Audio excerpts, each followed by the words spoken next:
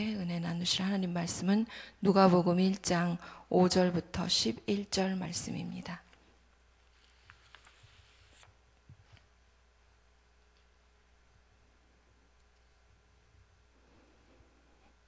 누가복음 1장 5절부터 11절 말씀 한 목소리로 천천히 봉독하도록 하겠습니다.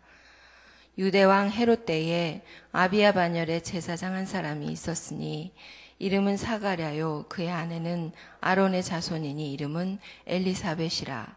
이 두 사람이 하나님 앞에 의인이니 주의 모든 계명과 규례대로 흠이 없이 행하더라.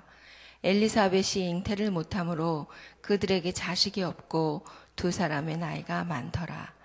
마침 사가랴가 그 반열의 차례대로 하나님 앞에서 제사장의 직무를 행할세 제사장의 전례를 따라 제비를 뽑아 주의 성전에 들어가 분향하고 모든 백성은 그 분향하는 시간에 밖에서 기도하더니 주의 사자가 그에게 나타나 향단 우편에 선지라. 아멘. 6절 말씀 하반부에 흠이 없이 행하더라. 이 말씀을 어제 묵상을 했습니다. 그래서 우리는 함께 은혜를 나눴으면 좋겠습니다. 2월부터 이제 누가복음 묵상이 시작돼서 어저께 1절부터 4절까지 서론 부분을 묵상을 했습니다. 누가복음은 총 24장으로 되어 있습니다. 그 구조를 잠깐 보면 어제 본 1장 1절부터 4절은 서문이고요. 그 다음에 1장 5절부터 4장 13절까지는 예수님의 탄생 그리고 공생의 준비에 대한 이야기입니다.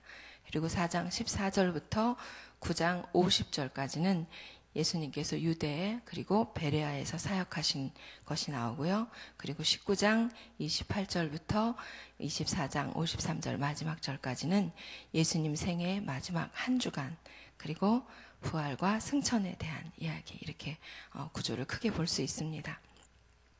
누가복음의 저자는 누가라고 했는데요. 이 누가는 예수님을 직접 보지는 못했습니다. 따라서 이 누가가 기록한 것은 자신이 직접 예수님을 본 것에 대한 기록이 아니라 목격자들의 증언을 통한 그 자료를 수집해서 누가복음을 저술한 것입니다. 누가복음 서두에 이것을 밝혔습니다. 그리고 또 본문 중에도 그 자료를 들려준 사람들을 곳곳에 언급하고 있습니다. 누가는 구약적 배경이 전혀 없는 그런 이방인들에게 예수님께서 인간의 구세주가 된다는 그 사실을 이론적이고 사변적인 논증으로 이야기하지 않습니다. 그 이방인들의 가슴에 가장 쉽게 와 닿는 사실을 그대로 역사적으로 기록하고 있습니다. 누가는 당시에 영향력 있는 사람이었던 어제 나온 그 데오빌로에게 그리스도인들의 믿음이 거짓이 아니고 올바르다는 것을 알림으로써 그가 배운 그 진리를 더욱 확실하게 믿도록 격려하기 위해서 이 복음서를 썼다고 기록하고 있습니다. 아울러서 이방인 그리스도인이었던 이 누가는 자신이나 또 데오빌로 같이 이방인으로서 예수님을 믿는 사람들에게 복음을 전달하는 목적으로 이 누가복음을 썼습니다. 누가복음을 보면 인자라는 그 하나님의 아들 예수님께서 사람의 아들로 오신 그것을 강조해서 쓰고 있습니다. 마태복음은 왕으로 오신 예수님, 그리고 마가복음은 종으로 오신 예수님, 요한복음은 하나님의 아들로 오신 예수님을 그 주제로 해서 전체적으로 복음서를 기술합니다. 누가복음에서는 하나님이면서 동시에 완전하신 인간, 그 부분에 초점을 맞춰서 예수 그리스도를 증거합니다. 따라서 다른 복음서보다 예수 그리스도의 인성 그리고 감정 묘사에 대한 표현이 많습니다. 그로 인해서 기적, 비유 등 이런 교훈을 예수님의 모든 행적 가운데 인자이신 그런 예수님의 인간에 대한 연민과 또 인간미 그리고 하나님이신 그리스도의 능력과 의지가 잘 조화되어서 나타납니다. 잃어버린 자를 구원하러 직접 사람 몸을 입고 이 땅에 오신 그 인자 예수님은 이 땅에서 기쁨과 슬픔을 우리 인간과 똑같이 맛보셨으며 가난하고 경멸당하고 병들고 죄인 취급당하는 그런 사람들에게 특별히 깊은 긍휼과 연민을 보여주셨습니다. 누가복음은 이 세상 역사에서 유일하게 완전한 그런 인간으로 오신 예수님, 또 모든 인간이 원죄와 자범죄로 죄인이 된 그 우리에게 그 구원의 복음, 죄에서 구속하기 위해서 자신을 희생하시고 우리 인간을 창조 당시에 원래 그 완전한 인간으로 회복시켜 주시려는 구속사역을 완성하셨습니다. 그리고 그것을 잘 보여주는 복음서가 누가복음입니다. 헬라인들은 객관적인 신앙 지식을 요구했습니다. 그래서 누가복음은 헬라인들을 위한 복음서라고 할 수 있습니다. 누가는 이 완전한 인간이신 예수 그리스도의 포괄적인 역사를 자세하게 체계적으로 그렇게 제시해서 예수님께서 이 완전한 인간으로 이 땅에 오시게 된 사건, 인간 예수의 탄생 사건의 아주 객관적인 묘사를 1절부터 4절에 서론 다음에 제시하고 있습니다. 그래서 이런 문맥 하에서 예수님의 수태 예언, 예수님의 수태오지 예언 앞에 세례 요한의 탄생 예언과 엘리사벳의 세례 요한 수태 기사가 나오게 되는 것입니다. 이것은 복음서 중에서 유일하게 누가복음에만 기록되어 있습니다. 메시아의 오심에 대한 구약적인 배경 지식이 없는 그런 이방인들에게 메시아의 길을 예비한 마지막 선지자 세례 요한의 존재를 자세하게 알려줌으로써 예수 그리스도의 주되심을 깨닫게 하려는 중요한 의도가 담겨 있습니다. 서론에 이어서 오늘 저희가 함께 봉독한 5절부터 11절 말씀은 예수 그리스도의 오심을 예비한 그런 세례 요한의 부모님에 관한 소개입니다. 세례 요한의 아버님, 무치는 경건한 제사장이었습니다. 그리고 그 모친 엘리사벳도 아론 가문 출신이었습니다. 6절 말씀에 보면 이 두 부부가 하나님 앞에 의인이며 주의 모든 계명과 규례대로 흠이 없이 행하였다고 합니다. 이 제사장 부부의 경건함을 특별히 오늘 말씀에서 강조하는데요. 거기에는 그럴 만한 이유가 있었습니다. 5절에 보면 그들은 헤롯 때의 인물입니다. 헤롯은 헤롯 대왕으로 불리는 그 유명한 폭군 그 헤롯 왕입니다. 헤롯은 기원전 주님이 나시기 전 37년부터 4년까지 유대 나라 전체를 통치했고 이 헤롯은 이두메인으로 야곱 족속인 유대 백성과의 그 원수지간인 에돔 족속에 속한 자였습니다. 그는 다윗의 계열로만 왕이 될 수 있는 그런 유대의 왕의 그 왕족의 계열로 보면 절대로 유대의 왕이 될 수 없는 사람이었죠. 그런데 로마에 아첨을 해서 왕이라는 칭호를 받았고 로마로부터 유대 지역을 다스리도록 파견을 받았습니다. 또 유대인들의 환심을 사려고 이스라엘 역사상 가장 화려한 성전, 헤롯 성전을 건축하기도 했습니다. 그런데 그 헤롯 왕은 정권 유지를 위해서 자기 자식, 또 아내, 장모, 처남, 삼촌까지 다 죽인 그런 잔인한 군주였습니다. 뿐만 아니라 그는 자기가 그 전통적으로 세습되었던 대제사장들까지 마음대로 앉히는 그런 아주 무례한 또 죄를 많이 지은 그런 사람이었습니다. 이런 헤롯이 세운 그 친로마파 대제사장들이 그 당시에 제대로 자신의 본분을 다했을 리가 없었을 것입니다. 그 당시 유대는 정치적으로나 종교적으로 아주 칠흑 같은 어두운 밤의 상황이었습니다. 말라기 선지자가 예언을 이제 구약에서 마치고 그 후에 400년 동안 하나님의 말씀을 들을 수 없는 시기였습니다. 세례 요한에 붙인 사가랴는 수많은 제사장들 중에서 순번을 따라 뽑힌 일개 제사장에 불과합니다. 그래서 분향을 하러 성소에 들어간 거죠. 그가 지성소에 들어가서 지금 사가랴는 성소에 오늘 보면 들어간 것인데요. 지성소에 들어가서 하나님의 존전에 설 수 있었던 그런 대제사장도 아니었고 또 천사를 통해서 오늘 소식을 듣는데 그런 소식을 듣는 장소가 지성소도 아닌 성소였습니다. 이 사실은 당시 그 제사장들조차, 대제사장들조차 하나님의 음성을 들을 수 없었고, 이런 모든 제사는 그냥 형식적인 그런 제의에 불과했을 뿐이었습니다. 그런데 6절에 보면 이 두 사람은 하나님 앞에 의인이었다라고 나옵니다. 의인을 가르치는 그 헬라어 원어는 디카이오이라고 합니다. 디카이오이. 그런데 이것은 형용사로 의로운이란 의미입니다. 이것은 윤리적인 특성으로서 옳은 것뿐 아니라 하나님께서 요구하시는 것, 즉 주의 모든 계명과 규례대로 행하는 것을 말합니다. 엄격한 의미에서 인간은 하나님 앞에서 의인이 될 수 없습니다. 모든 사람이 죄를 범하였음에 하나님의 영광에 이르지 못하고, 로마서 3장 10절에 보면 의인은 하나도 없다고 분명히 성경에 기록되어 있습니다. 오직 예수 그리스도의 대속으로만 우리는 믿음으로 의롭다고 칭함을 받을 수 있습니다. 그래서 여기서 의인이라는 말은 본성적으로, 본질적으로 의인이라기보다는 하나님 앞에서 하나님의 긍정적인 평가로 인해서 의인으로 칭함을 받았다라는 그런 의미입니다. 이 의인이라는 말은 이스라엘 백성에게는 가장 탁월한 칭찬의 말입니다. 그리고 이 하나님께 전적으로 경건하게 헌신한 그런 사람에게만 붙여지는 칭호였습니다. 하나님께서 노아를 그 당시에 모든 세상의 죄악의 관영함을 보고도 의인이라고 불러주셨고, 또 욥은 동방의 의인이라는 별명을 받았었지요. 이렇게 성경에 보면 의인으로 칭함을 받은 사람들이 있습니다.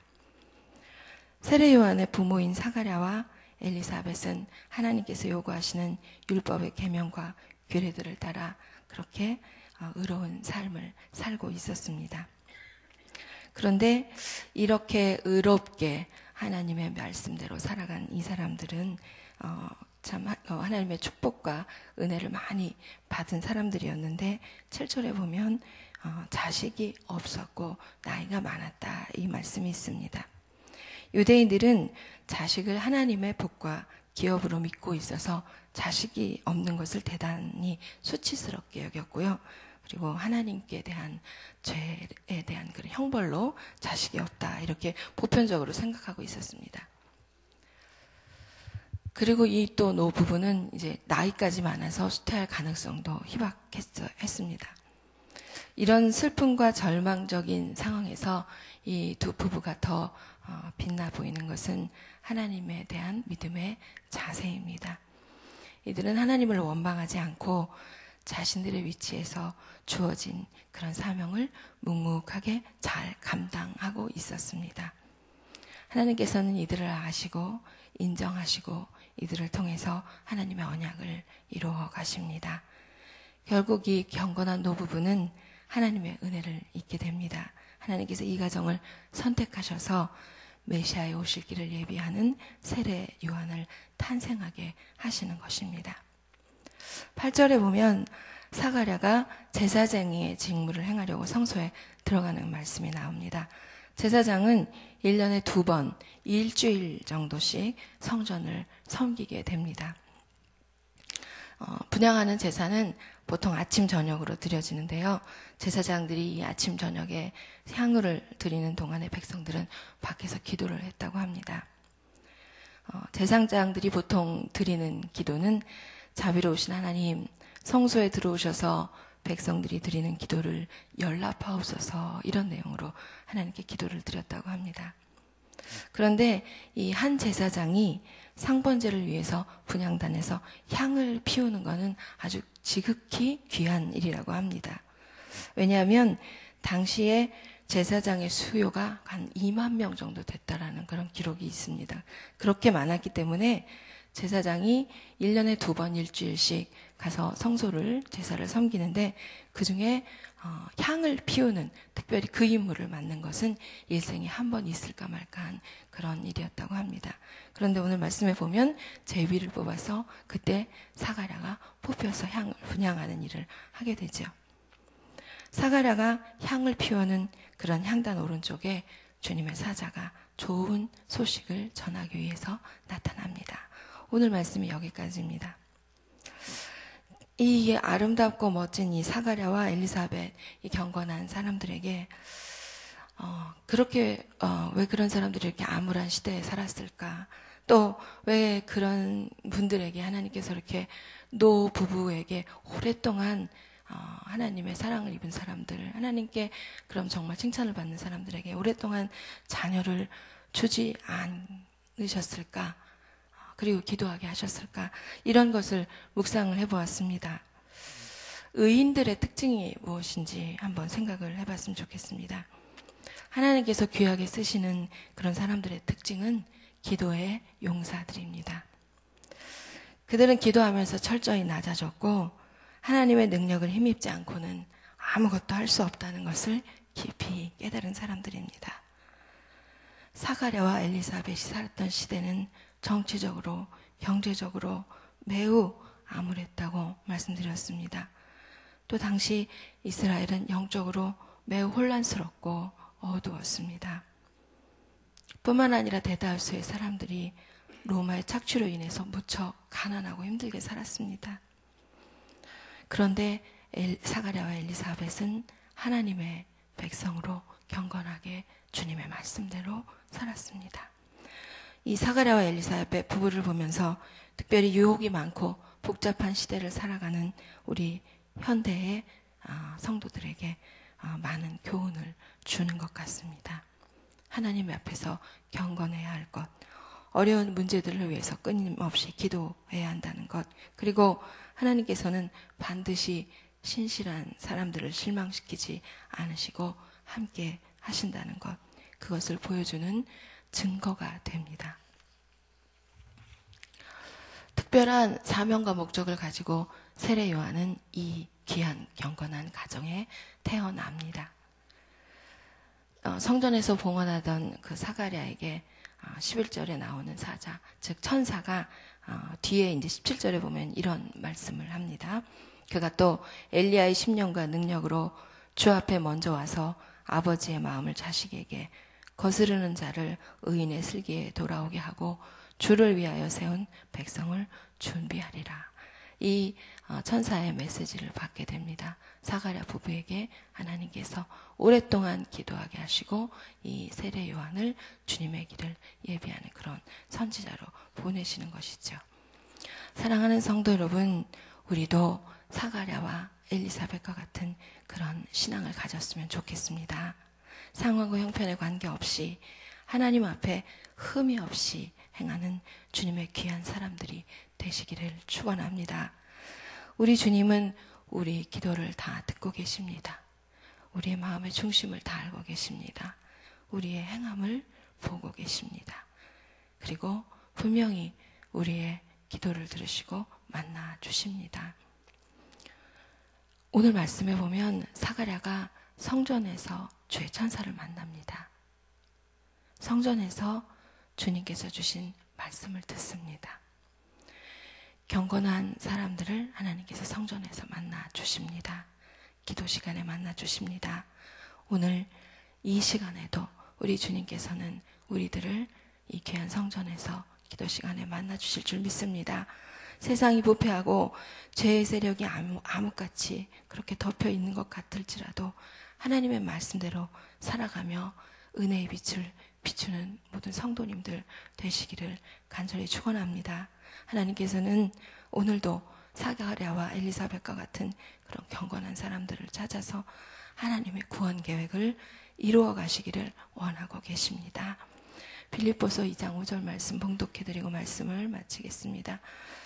이는 너희가 흠이 없고 순전하여 어그러지고 거스르는 세대 가운데서 하나님의 흠 없는 자녀로 세상에서 그들 가운데 빛들로 나타내며 귀한 말씀의 은혜가 우리 모든 성도님들에게 이루어지기를 간절히 축원합니다. 기도하시겠습니다. 하나님 아버지, 경건한 하나님의 사람을 통해 하나님의 뜻과 구원 계획을 이루어 가심을 오늘 말씀을 통해 보게 하시니 감사합니다. 누가복음을 묵상하면서 이 복음의 비밀, 귀한 사실들을 더 알게 하시고 더 깨닫게 하셔서 이 복음의 비밀을 담대히 전할 수 있도록 은혜를 넘치게 부어 주시옵소서. 감사를 드리며 우리 주 예수 그리스도의 거룩하신 이름으로 간절히 기도 올립니다. 아멘. 우리 교회 공동기도문으로 함께 기도하시겠습니다. 오늘은 말씀상 공동체에 대한 기도입니다. 말씀과 삶이 어우러져야 참된 부흥이 일어나는 것을 믿습니다. 우리의 허물과 연약함을 겸허하게 고백하며 말씀을 사모합니다. 진리의 말씀, 성경에 약속된 하나님의 부흥을 기다립니다.